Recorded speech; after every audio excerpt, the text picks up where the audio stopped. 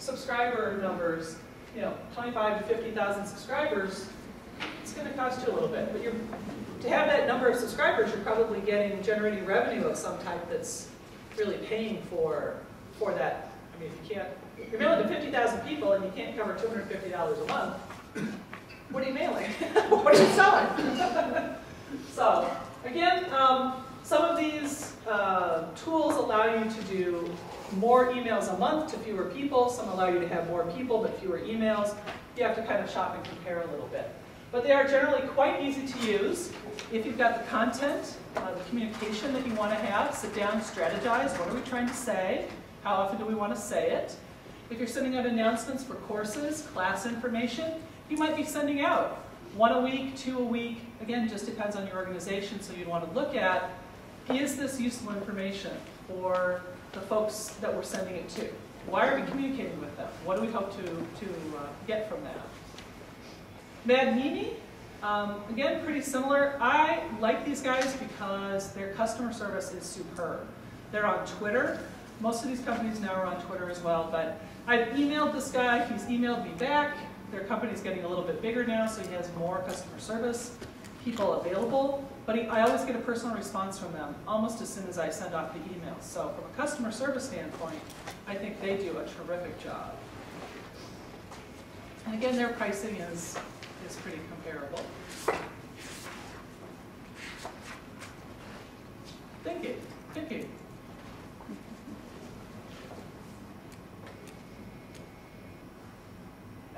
So for the pro, $8 to $10 a month, all the way up to big business, 350,000 contacts. Well, that's a little bit more generous than MailChimp, but $700 a month. So kind of you get what you pay for, but a lot of great options.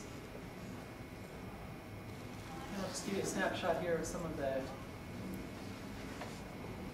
newsletters that people have done. Some of these were designed by their graphics folks, so you may or may not get the exact same look. But pretty nice. A lot of them allow you to embed video, embed photos. You could kind of go wild, however you want to communicate with people. iContact, you're seeing them advertise all over the place right now. They're sort of getting the online advertising market at the moment. Free trial.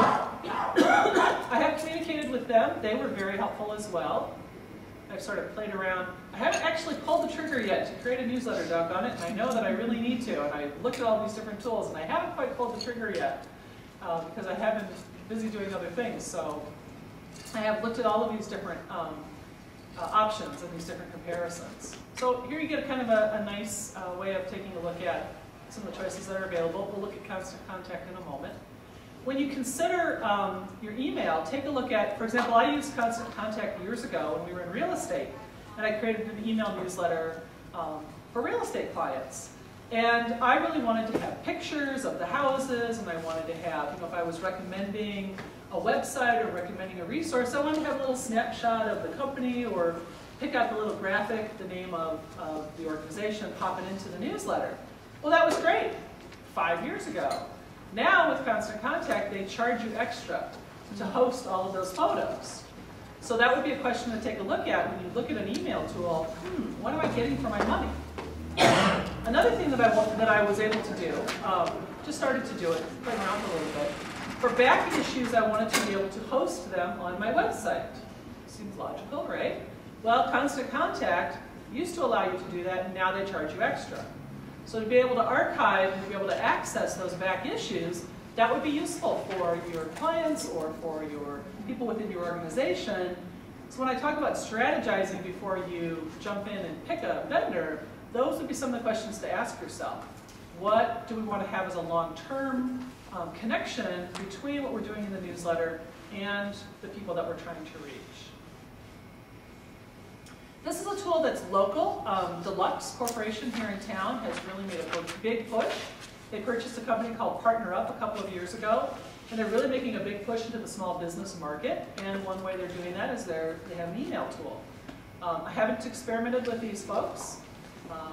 Again, flexibility. They have templates. You can take a look at them. If you want to go local, then Easy Contact would be a way to do that. And then Constant Contact is one of the big elephants in the room. They're one of the larger companies that offer this service. So they've been doing it for quite a while. They have a ton of different options available and lots of resources. So if you want to get in and kind of poke around in their library, I think that's free. It used to be free to kind of get in there at their learning center.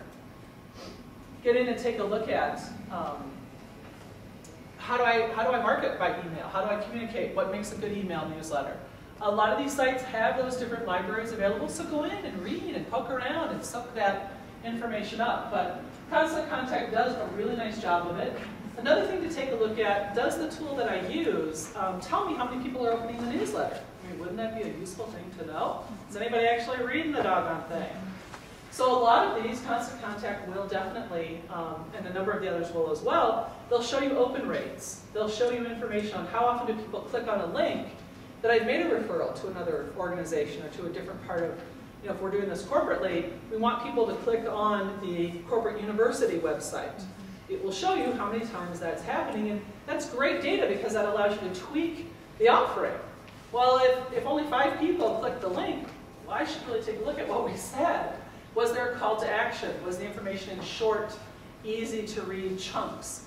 One of my responsibilities as the Director of Interactive Communications is the Spectrum, the newsletter, the email newsletter that we have. And our management company, Ewald Consulting, is fabulous. They do an absolutely fabulous job, and one of the things they do is to kind of prepare and send out that newsletter for us every month. So we do the editing. And I can see in a couple of months worth of looking at articles, we trainers love to write, and we love to write thick, chewy paragraphs of information that go on for inches and inches. People, when I edit your article, it's for readability. Shorter paragraphs are good.